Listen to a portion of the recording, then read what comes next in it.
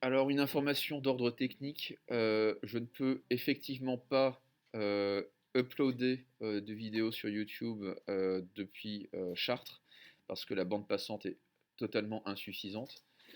Donc,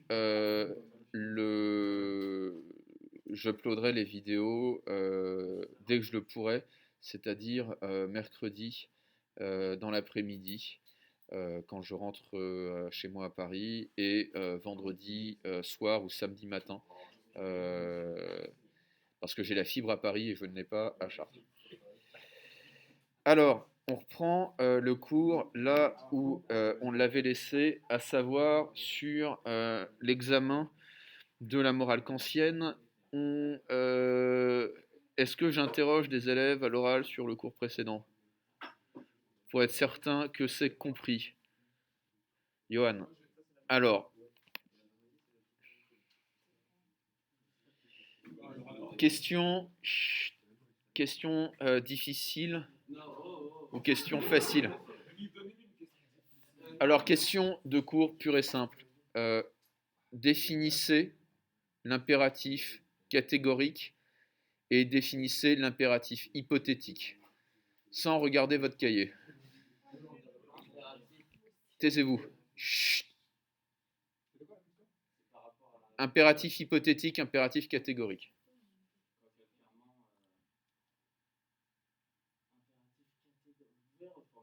Oui, pouvez-vous définir, s'il vous plaît, euh, l'impératif catégorique selon Kant, l'impératif hypothétique selon Kant?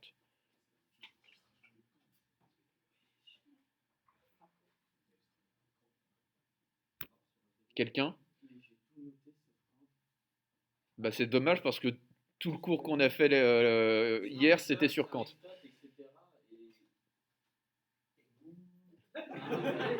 Roman, pardon? Oui, est-ce que vous pouvez me donner des exemples d'impératifs hypothétiques? Chut. Oui. Et alors, quelle est la forme logique que prend l'impératif hypothétique?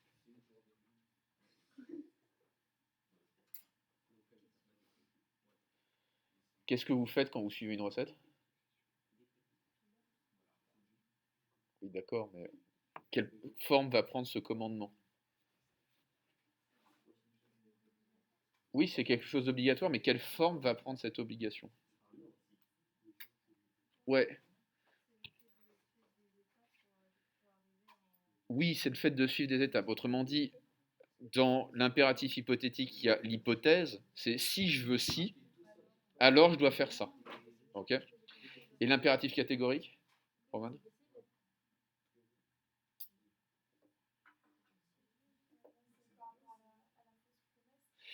Ouais, mais quelle forme prend l'impératif catégorique? Si, alors je dois faire ça. C'est quoi? Ouais, c'est conforme à la raison. Autrement dit, il faut que je fasse ça, parce qu'il faut que je fasse ça. Effectivement. Bon, bah, je vous donne les points, hein. Amandine. Oui.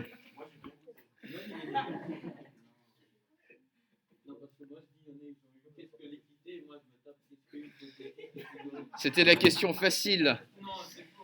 Johan. Deuxième question.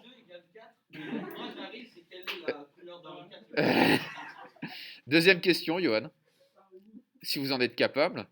Comment savoir si une maxime, c'est-à-dire la règle d'une action, est morale ou pas?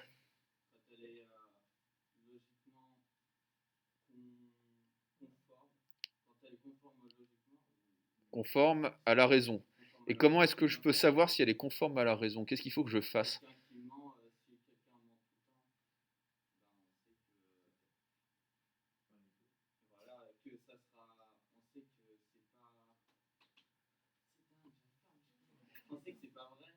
Alors, oui, non, c'est pas tout à fait ça. Euh, Ce que dit Kant, c'est qu'il faut ta, ta, ta, ta, ta, une maxime. pour savoir si elle est morale ou pas, il faut que je me demande si elle peut devenir quoi? Non, non, non, non, non, non. Non, mais comment est-ce que je peux savoir ça? Non. Comment est-ce que je peux savoir si une règle peut devenir morale ou pas? Il faut que je prenne cette règle particulière et que j'en fasse une. Non? Amandine? Il faut que j'en fasse une loi universelle. Si je peux le faire, si je peux le faire, alors c'est conforme à la raison et moral. Si je ne peux pas le faire, alors ce n'est pas moral. Et 3 points en plus pour Amandine. 3 points sur 20. Et de fait, Amandine a gagné quelques points sur sa moyenne générale. Pardon? Eh bien, on recommence vendredi. Bah si. Bah alors, il faut tout noter. Chut. Alors, je reprends le cours. Je reprends le cours tout de suite. Nathan, concentration. Je reprends le cours sur la morale et là où je l'avais laissé. Donc, petite reprise pour ceux qui n'ont pas suffisamment noté ce que j'ai dit hier.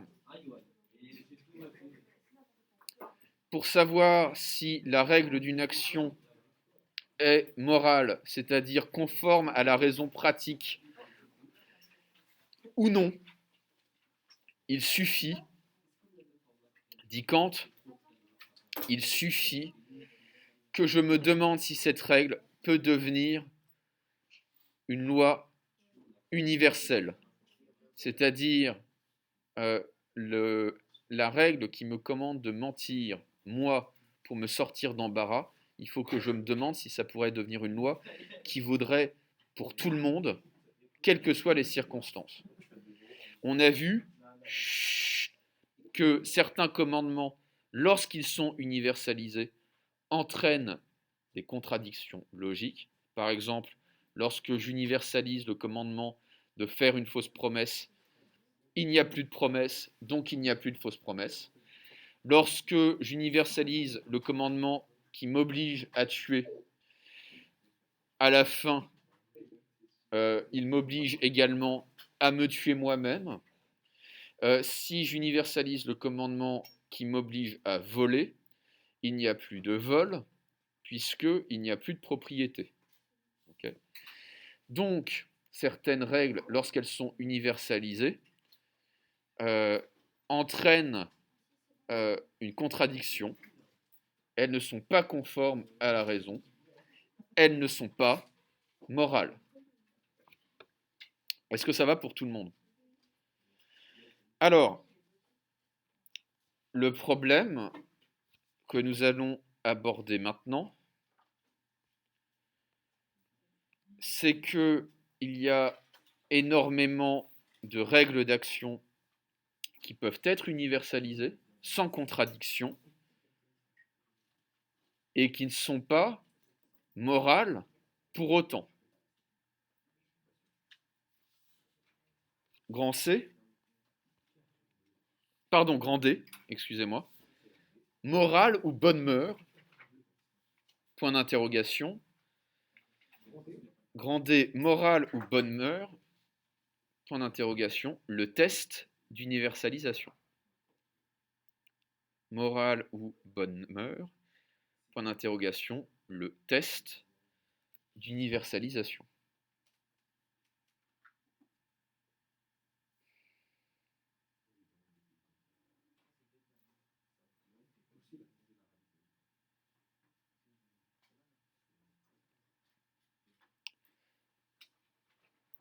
Nathan, vous me rangez ça ou ma colère sera terrible. C'est-à-dire que je risque de déchirer cette feuille. Ce qui réglerait définitivement le problème du rattrapage du cours de géographie en classe de philo. Alors, qu'est-ce que c'est qu'un test? Un test, c'est une procédure qui permet de discriminer entre des cas pertinents et des cas non pertinents.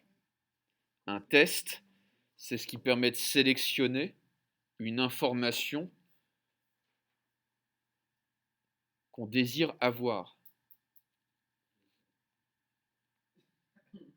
Ça vaut pour le Covid comme pour le baccalauréat, d'une certaine manière. C'est ce qui permet de discriminer, c'est ce qui permet de filtrer l'information qu'on désire avoir.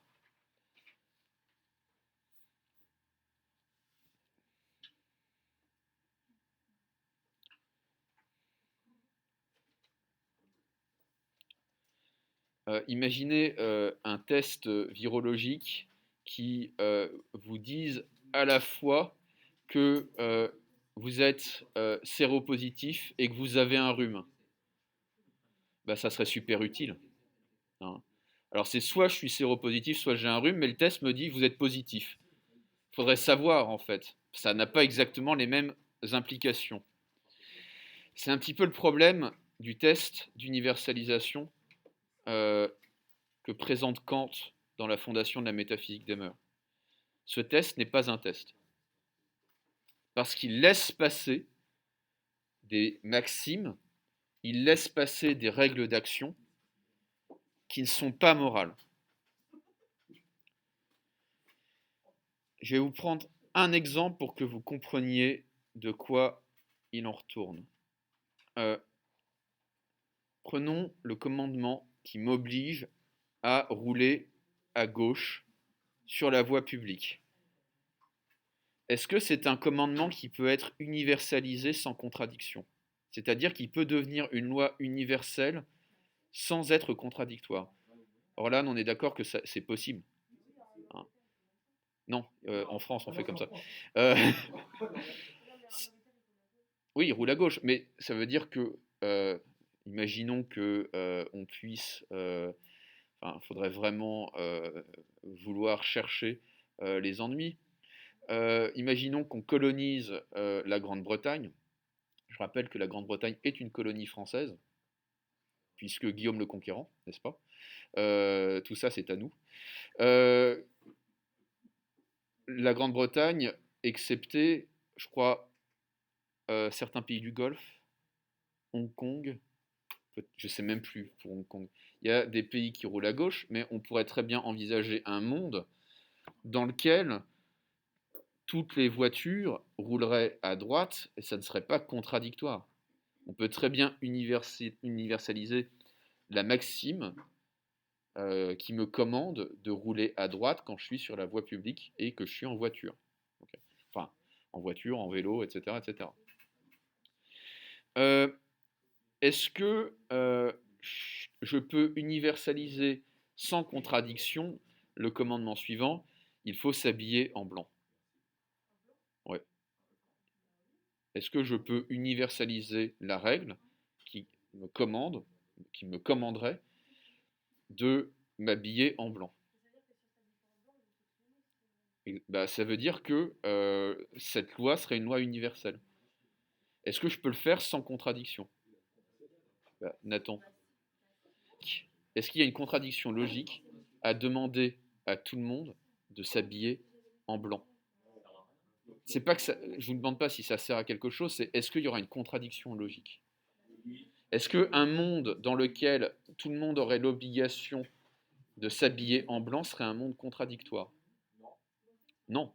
Il n'y a aucune contradiction, il n'y a aucune contradiction logique à exiger universellement que tout le monde s'habille en blanc. Si vous voulez, le monde serait un gigantesque Wimbledon, mais il n'y aurait pas de contradiction logique. Donc, quelle est la critique qu'on peut adresser à Kant? Il y a une infinité de maximes, il y a une infinité de règles d'action,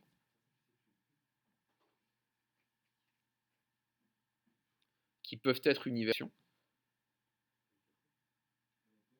Il y a une infinité de maximes, c'est-à-dire une infinité de règles d'action, une maxime comme maxime,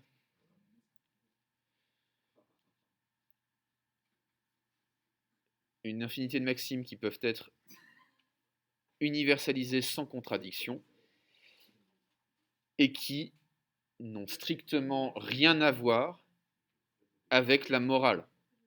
On est bien d'accord que rouler à droite, ce n'est pas moral, que s'habiller en blanc, ce n'est pas moral. Ça a à voir avec les mœurs, ça a à voir avec les coutumes, mais ça n'a rien à voir avec la moralité.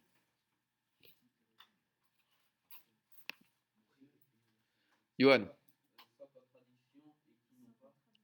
Et qui n'ont aucun caractère moral. Qui n'ont aucun caractère moral. Donc, je reformule. Kant dit qu'il suffit, pour savoir ce qui est moral, il suffit d'universaliser une règle d'action. Et si elle n'implique pas de contradiction logique, alors elle est conforme à la raison pratique. Sauf que, et donc morale. Sauf que, il y a énormément de règles d'action qui peuvent être universalisées et qui n'ont aucun caractère moral. Ibrahim, est-ce que c'est clair? Faut que je reformule peut-être? Non?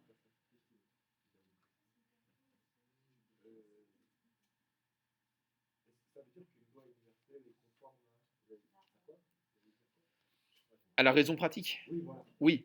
Alors, ce qu'on vient de montrer, en fait, c'est qu'il y a effectivement des commandements moraux qui sont conformes à la raison pratique parce que lorsqu'on les universalise, ils n'impliquent pas de contradiction logique. Par exemple, tu ne voleras pas.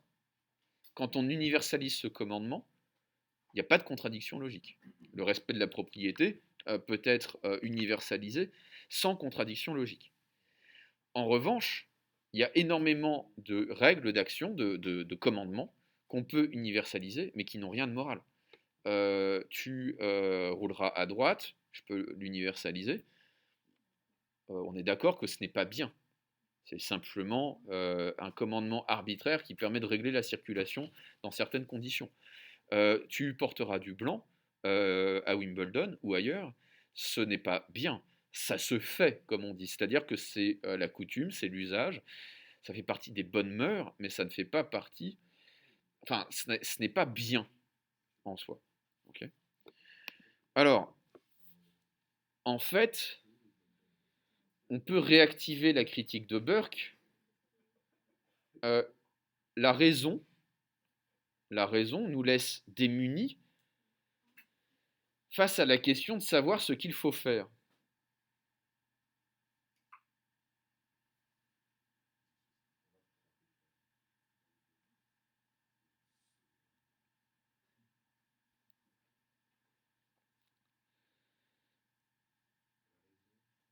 La raison nous laisse démunis face à la question de savoir ce qu'il faut faire parce qu'elle ne permet pas de trier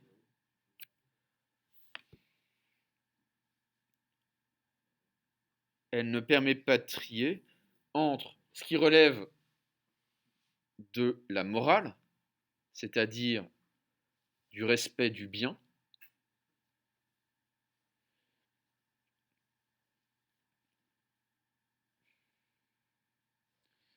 et ce qui relève des bonnes mœurs, c'est-à-dire de ce qui se fait par coutume, par habitude, par usage.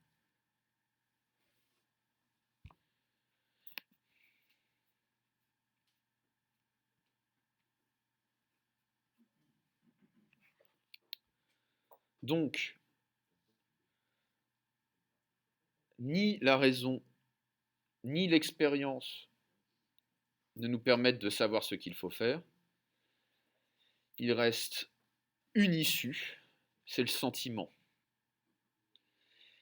Puis-je savoir ce qu'il faut faire parce que j'aurai le sentiment de ce qu'il faut faire. C'est pas l'opinion de Kant, c'est une hypothèse que j'émets. si ni la raison ni l'expérience ne nous permettent de savoir ce qu'il faut faire, est-ce que le sentiment va nous le permettre?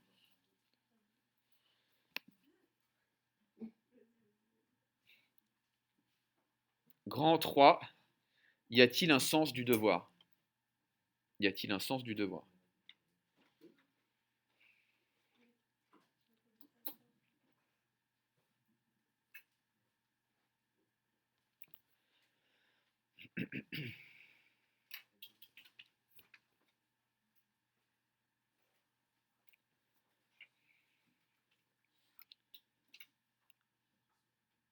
Grand A, problème.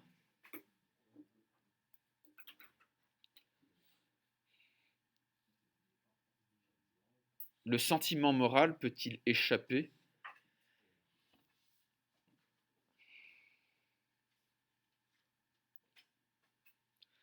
au reproche de partialité?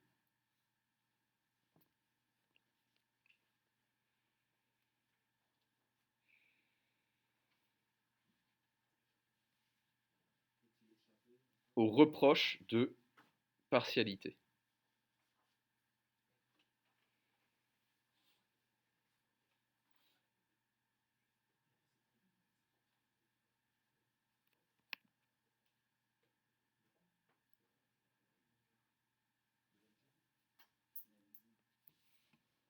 Alors,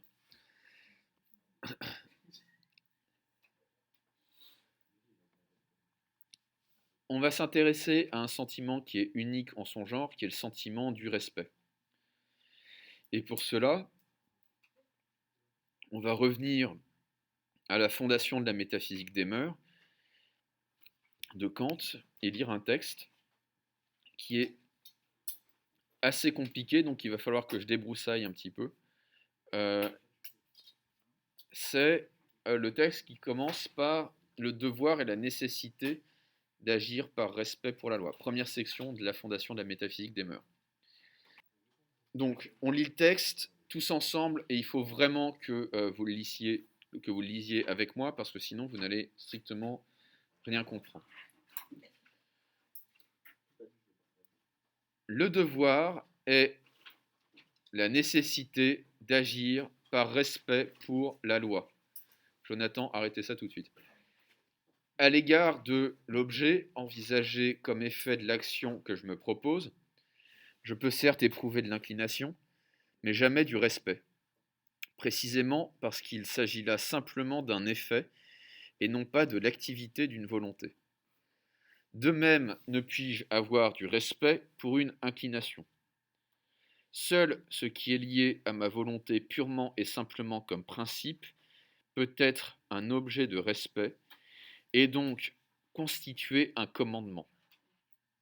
Il ne reste donc rien pour la volonté qui puisse la déterminer, si ce n'est au plan objectif la loi et au plan subjectif un pur respect pour cette loi pratique. Par conséquent, la maxime de suivre une telle loi, même au détriment de toutes mes inclinations. Alors c'est compliqué. On va noter simplement ceci, et pour le coup c'est limpide, le devoir et la nécessité d'agir par respect pour la loi. Là où ça commence à se compliquer, c'est lorsqu'il s'agit de comprendre ce que c'est que le respect. Parce que le respect est précisément un sentiment qui n'est pas comme les autres. Roman. Première phrase du texte. Le devoir est la nécessité d'agir par respect pour la loi. Mais justement, qu'est-ce que le respect?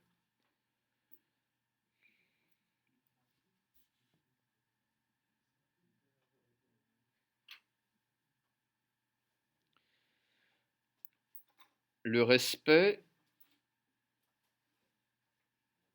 est opposé par Kant à l'inclination.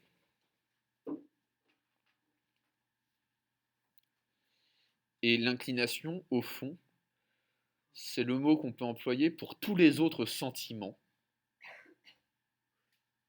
qui ne sont pas le respect. Tous les autres sentiments, c'est de l'inclination. C'est de la crainte ou de l'inclination, en fait. Pardon? C'est ce qu'on peut employer? Alors, en fait, l'inclination ou la crainte, c'est le mot générique qui désigne tous les autres sentiments à part le respect. Tous les sentiments relèvent soit de la crainte, soit de l'inclination, sauf le respect. Alors, qu'est-ce que l'inclination? Et la crainte, on pourrait dire que c'est la forme négative de l'inclination. Qu'est-ce que l'inclination? L'inclination, c'est un sentiment que l'on subit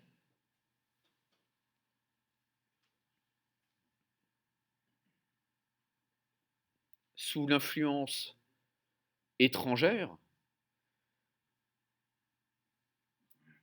d'un objet extérieur.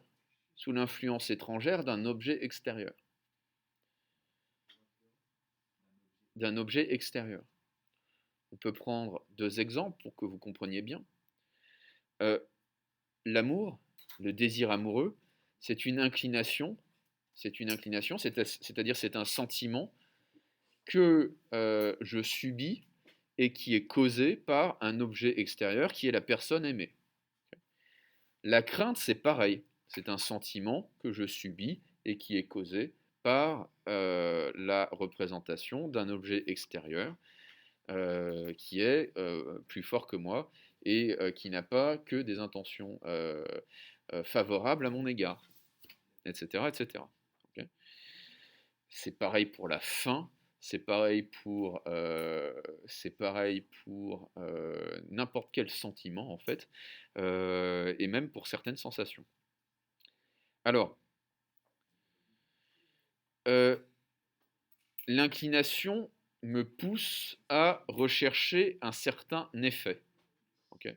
Ça, c'est la deuxième caractéristique de l'inclination. L'inclination me pousse à rechercher un certain effet, c'est donc un sentiment qui est intéressé.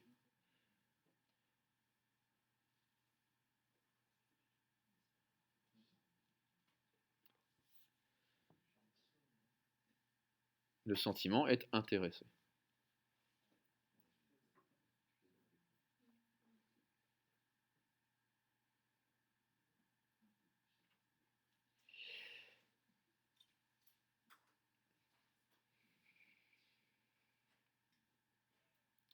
Ça, ce sont les deux caractéristiques de l'inclination. Premièrement, sentiment subi par l'effet d'une influence extérieure. Deuxièmement, caractère intéressé de l'inclination. Quand je suis amoureux, j'ai de l'intérêt pour la personne aimée. Quand j'ai de la crainte pour une personne, quand je crains une personne, pardon, eh bien, il y a une forme d'intérêt à fuir, à m'éloigner de cette personne. Okay. Le respect, ce qu'il caractérise d'abord, c'est qu'il est désintéressé. C'est-à-dire que c'est un sentiment qui peut aller à l'encontre de mes inclinations. Le sentiment du respect est désintéressé. C'est le seul sentiment à être désintéressé.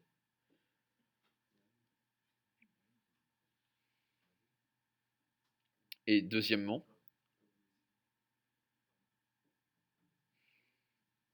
ce n'est pas un sentiment qui est subi par l'effet d'un objet extérieur,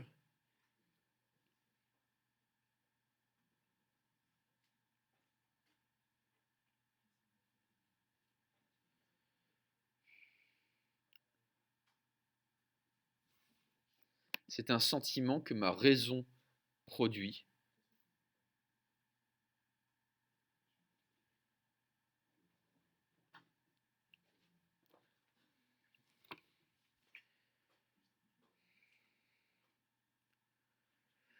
Lorsque ce que je veux est conforme à la raison pratique.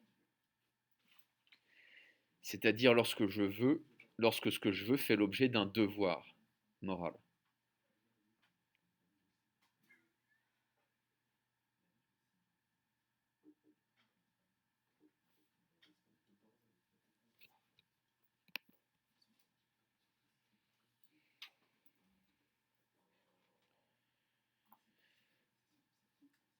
Je finis la lecture du texte.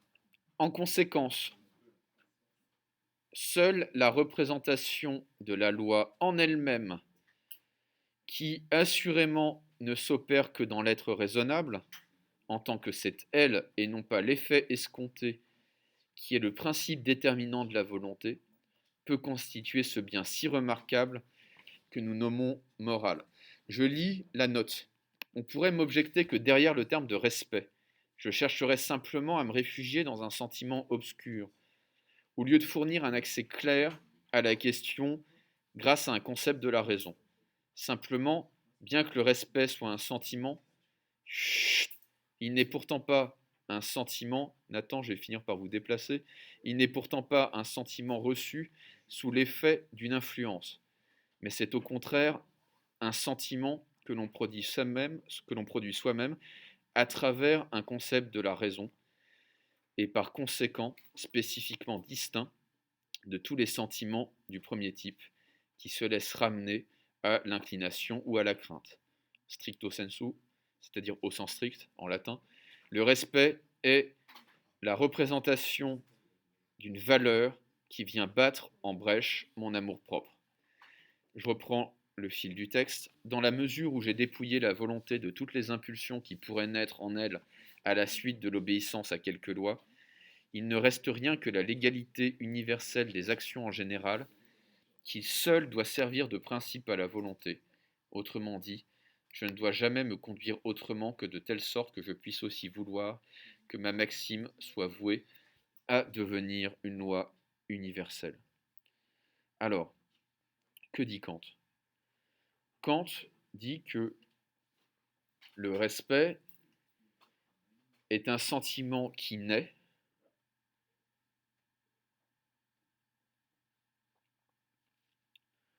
lorsque je prends conscience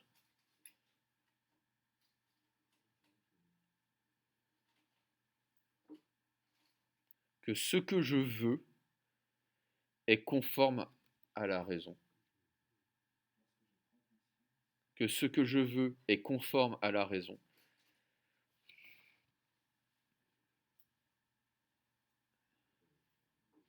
Et donc, doit devenir,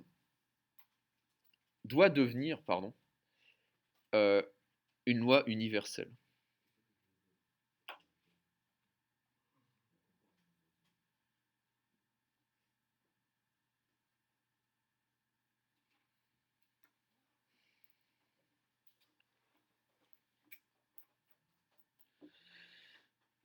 C'est ça qui fait la différence entre la morale et les mœurs, au fond. Euh, lorsque je suis obligé de rouler à droite, je ne me dis pas, tiens, il faudrait absolument que cette loi devienne une règle universelle. Lorsque je dis la vérité, en revanche, je me dis que la règle qui me commande de dire la vérité doit devenir, doit devenir une loi universelle. Et c'est la grande différence entre, du coup, ce qui ne serait qu'une possibilité logique et ce qui est un devoir euh, moral. Effectivement, rouler à droite, ça peut devenir une loi universelle, mais ça ne doit pas devenir une loi universelle. Il n'y a pas de nécessité logique à ce que rouler à droite devienne une loi universelle. Ce sentiment de la nécessité, c'est le respect. C'est le respect. Alors, ce qu'il faut comprendre, et je vais prendre un exemple qui est on ne peut plus concret, c'est que l'amour et le respect, ce n'est pas la même chose. L'amour, c'est de l'inclination, le respect, c'est encore autre chose. Et la question se pose en particulier pour ses propres parents. Est-ce qu'on respecte ses parents?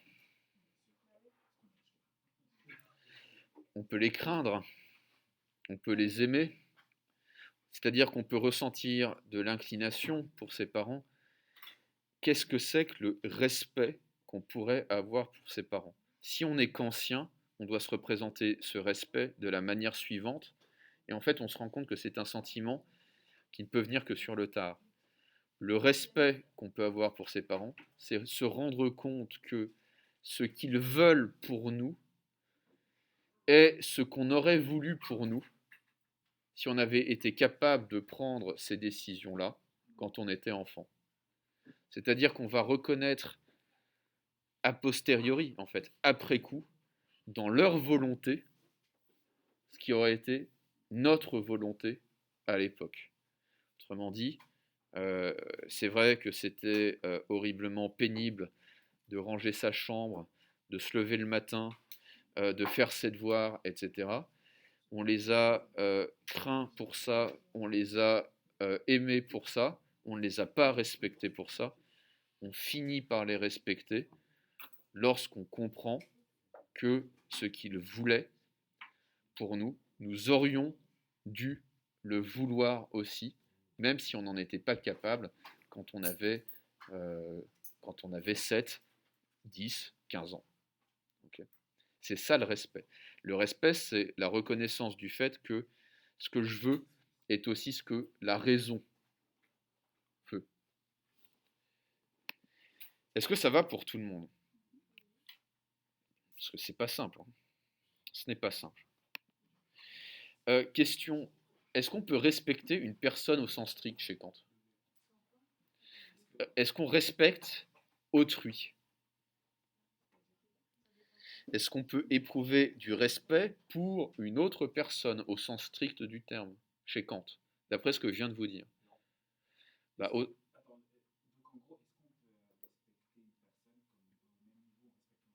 non, est-ce qu'on peut éprouver du respect au sens strict pour une personne? Non, c'est pas une question de connaître ou de ne pas connaître.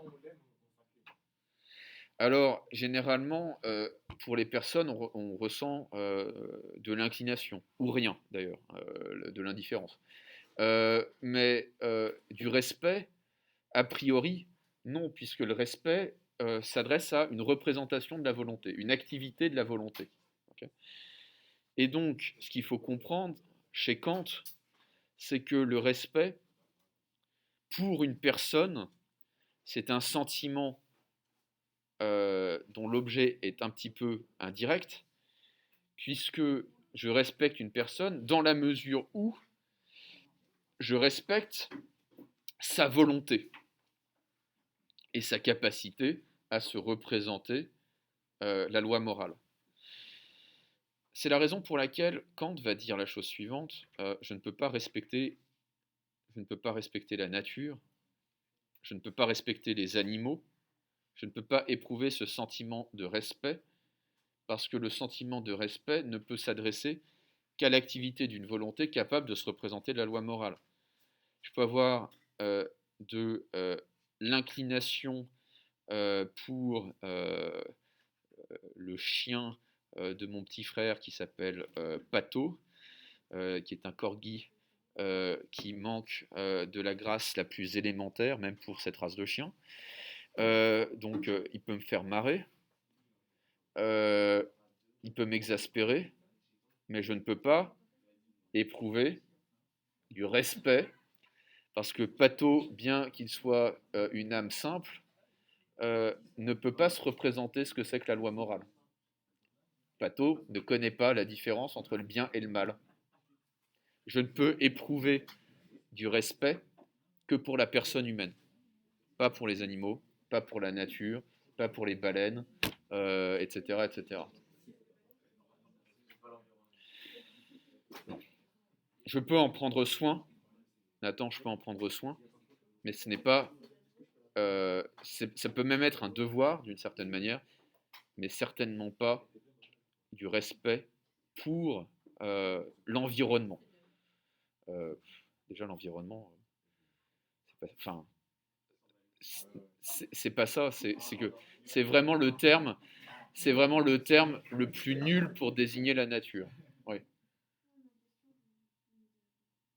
d'accord. Okay. Le fait que, autrement dit, le fait que les animaux, pour Kant, d'un point de vue kantien, et c'est un point de vue que je partage, le fait que les animaux n'aient pas de droit ne signifie pas que nous n'avons pas de devoir à leur égard. Mais d'une certaine manière, c'est un devoir que nous nous devons à nous-mêmes, pas que nous leur devons. Okay. Ça, c'est la grande différence, si vous voulez, entre la philosophie morale kantienne et d'autres mouvements philosophiques moraux comme l'utilitarisme. On verra ça quand on traitera la question du bonheur. Alors, la question qu'on peut se poser est quand même la suivante. Le respect reste un sentiment, il est donc subjectif. Et peut-on fonder l'universalité et l'objectivité de la morale sur un sentiment? Peut-on fonder l'universalité et l'objectivité de la morale sur un sentiment?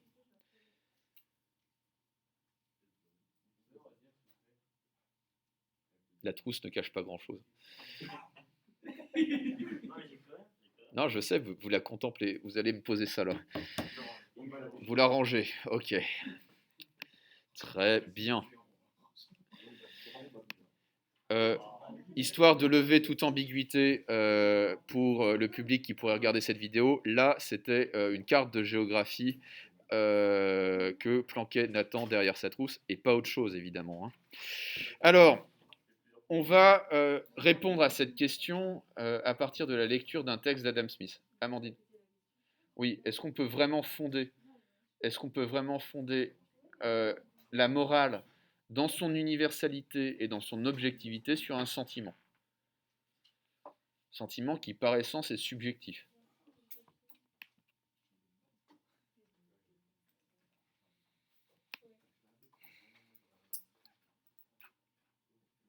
Alors, on va donc lire un texte tiré d'Adam Smith, qui est un contemporain de Kant, et tiré donc de la théorie des sentiments moraux d'Adam Smith. Donc, rien qu'au titre de l'ouvrage, vous pouvez deviner qu'il va y avoir matière à réflexion. Alors, tout le monde lit le texte avec moi. Le principe par lequel nous approuvons ou désapprouvons naturellement notre propre conduite semble être exactement le même que celui par lequel nous exerçons nos jugements concernant la conduite des autres. Nous approuvons ou désapprouvons la conduite d'un autre homme de la manière suivante. Nous rapportons leur cas au nôtre et nous voyons si nous pouvons sympathiser avec leurs sentiments et leurs motivations ou non. Autrement dit, qu'est-ce que je fais pour savoir si j'approuve la conduite d'autrui? J'essaie de me mettre à sa place. Okay. Qu'aurais-je fait à sa place si je parviens à entrer en empathie avec moi-même à ce moment-là, c'est-à-dire avec moi à la place de l'autre, alors j'approuve sa conduite si j'ai une. Et de la même manière, ça c'est le point crucial, nous approuvons ou désapprouvons notre propre conduite comme suit. Nous nous plaçons dans la situation d'un autre homme et la considérons, pour ainsi dire, avec ses yeux et de son point de vue. Et nous voyons si nous pouvons sympathiser avec les sentiments et les motifs qui l'ont influencé. Nous ne pouvons jamais examiner nos propres sentiments et nos motifs. Nous ne pouvons jamais former le moindre jugement à leur sujet, à moins de nous retirer de notre point de vue naturel et de tenter de le considérer avec une certaine distance par rapport à nous-mêmes. Mais nous ne pouvons y parvenir sans en passer par le regard des autres. Alors que dit Smith? Je reformule. Pour savoir si ma propre conduite est morale ou pas, je fais d'une certaine manière l'inverse de ce que je fais avec les autres. Je dois me demander si un autre à ma place aurait agi comme je l'ai fait. Autrement dit, je dois me demander ce qu'autrui aurait fait pour savoir ce que je dois faire moi-même. Je dois sortir de mon point de vue naturel pour le savoir. On reprend là-dessus vendredi. J'espère que vous avez pris des notes.